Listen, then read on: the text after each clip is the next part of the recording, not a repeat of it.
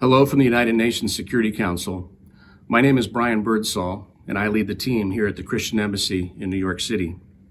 Just this morning, July 1st, I woke up to the news that a Russian missile hit an apartment building in the Odessa region, killing 21 civilians.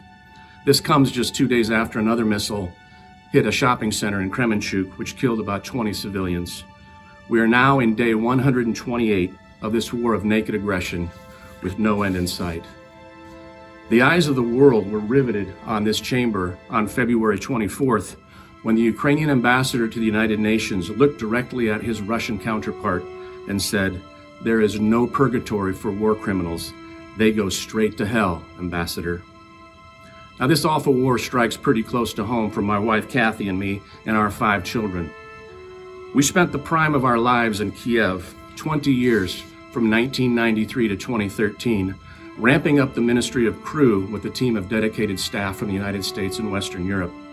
I served as the national team leader from 1999 to 2009, and in 2009, we installed a Ukrainian leadership team to lead the movement. We go back over 20 years with almost all the leadership staff. They were all just fresh out of college when they joined staff. They're like children to us, even still. Here at the United Nations, I've always enjoyed a special affinity with the ambassadors from the ex-Soviet republics. I speak Russian. I know their countries' histories. We just click easily. Some of those countries have moved out of the Soviet orbit, i.e. they've joined NATO, but other countries are still closely aligned with Russia.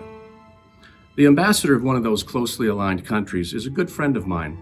I'm not going to name his country, but let's just call him Sasha. He and his wife attended our Christmas event early last December, and they filled out a comment card at the end of the event, and the ambassador asked me to bring him a Bible. So in the days just before Christmas, I took him a Bible, and we had a wonderful conversation about the meaning of Christmas, the incarnation, and God's love for humankind in coming into this world to save us from our sins. He was pretty non-committal about his religious commitments. He gave me a bottle of the finest vodka from his country as a return gift, and we moved on. But before I left, I said, "Ambassador, what is going on with all this Russian buildup on the Ukrainian border? What's going on there?" And he assured me, "Brian, nothing is going to happen." Fast forward to February 24th, the day of the invasion. Not only did Russia invade, my friend's country provided plenty of assistance to the invasion. The death and destruction that was visited upon Ukraine angered the world, but for those of us a bit closer to the situation, we moved from anger and then to hate, just to be honest. So I had to deal with my attitude about Sasha. The words spoken by the Ukrainian ambassador in this room, there is no purgatory for war criminals, you just go straight to hell, those rang in my ears. I knew I couldn't let that sentiment determine my attitude towards Sasha. I had to figure out what to do. So I had lunch about a month ago with another ambassador whose country also borders Russia. They're now a NATO member.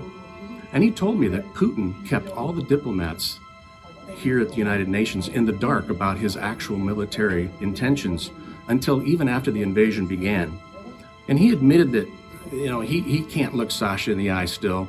He said, listen, Sasha is just a mouthpiece for the country that signs his paycheck. So I moved from anger to hate and now to forgiveness. There was nothing personal about it. He didn't knowingly lie to me in December, and he wasn't involved in the decision to invade. He's a diplomat paid to be a mouthpiece. Now I need to take that final step from forgiveness to compassion and care once again for his lost soul, the lost soul of him and his wife.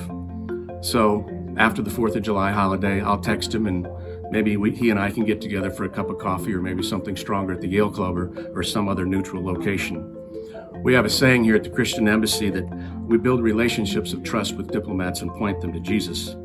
I've been on a rough journey for the last 128 days, living up to that, with a fellow that I perceive to be an enemy, but I know he's not my enemy. Let's hope a divine appointment happens with him soon. I'll keep you posted.